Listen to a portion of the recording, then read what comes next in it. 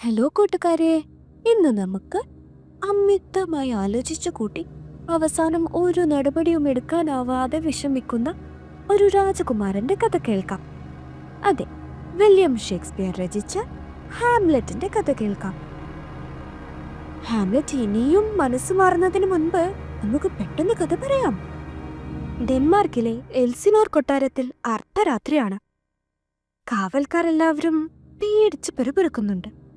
കാരണമെന്തെന്നോ, ഒരു പ്രേതത്തെ കണ്ടെത്തിയിട്ടുണ്ട്.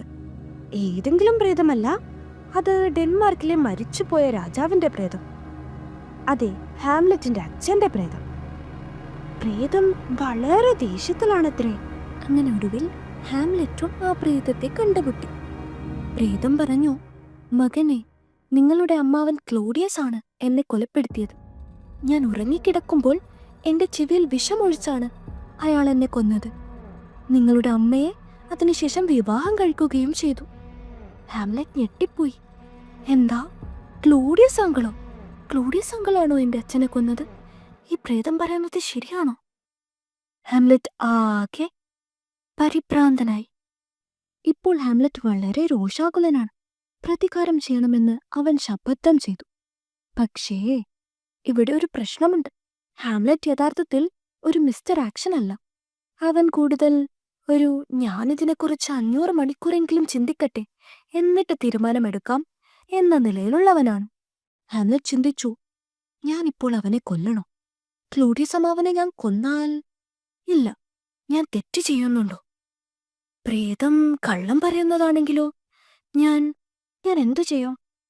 അങ്ങനെ ഒടുവിൽ ഒരുപാട് നേരത്തെ ആലോചനയ്ക്ക് ശേഷം ഹാംലെറ്റ് ഒരു തീരുമാനമെടുത്തു. താൻ ഒരു നാടകം സംഘടിപ്പിക്കും. അച്ഛന്റെ കൊലപാതകത്തെ പുനർരൂപകൽപ്പന ചെയ്യുന്നതുപോലെ ഒരു നാടകം.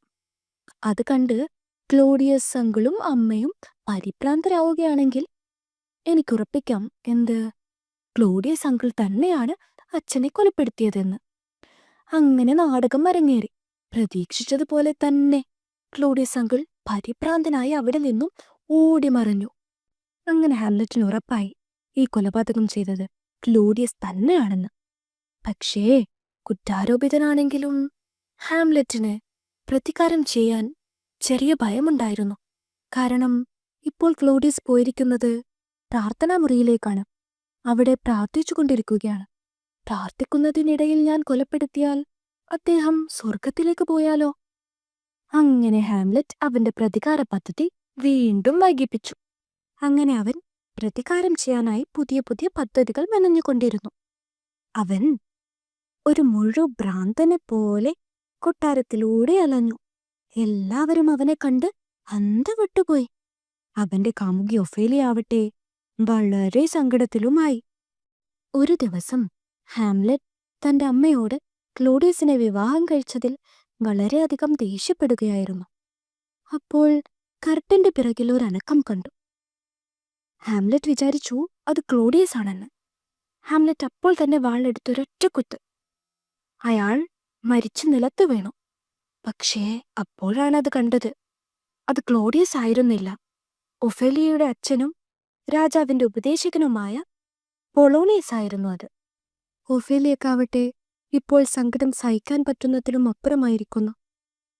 അവൾ തന്റെ കാമുകനൊരു ഭ്രാന്തനായിത്തീരുന്നത് കണ്ടു. അതോടൊപ്പം അവൻ അവളുടെ അച്ഛനെ കൊലപ്പെടുത്തുകയും ചെയ്തു. ഇതെല്ലാം കൂട്ടി അവൾക്ക് ശരിക്കും ഭ്രാന്ത് പിടിച്ചു.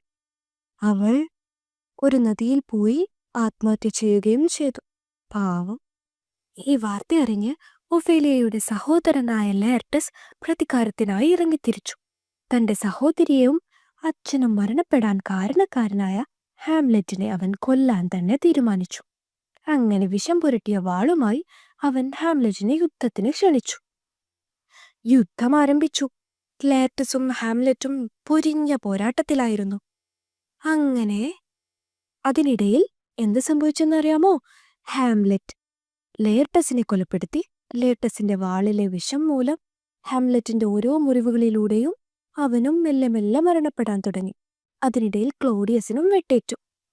അങ്ങനെ ക്ലോഡിയസും മരിച്ചു, ഹാംലെറ്റും മരിച്ചു, ലേർട്ടസും മരിച്ചു. ഹാംലെറ്റിന് കൊടുക്കാനായി ക്ലോഡിയസ് വിഷം കലർത്തിയ വീഞ്ഞ് തയ്യാറാക്കിയിരുന്നു. രാജ്ഞിയാവട്ടെ മാറിക്കൊണ്ട് ആഹോ വീഞ്ഞി കുടിക്കുകയും ചെയ്തു.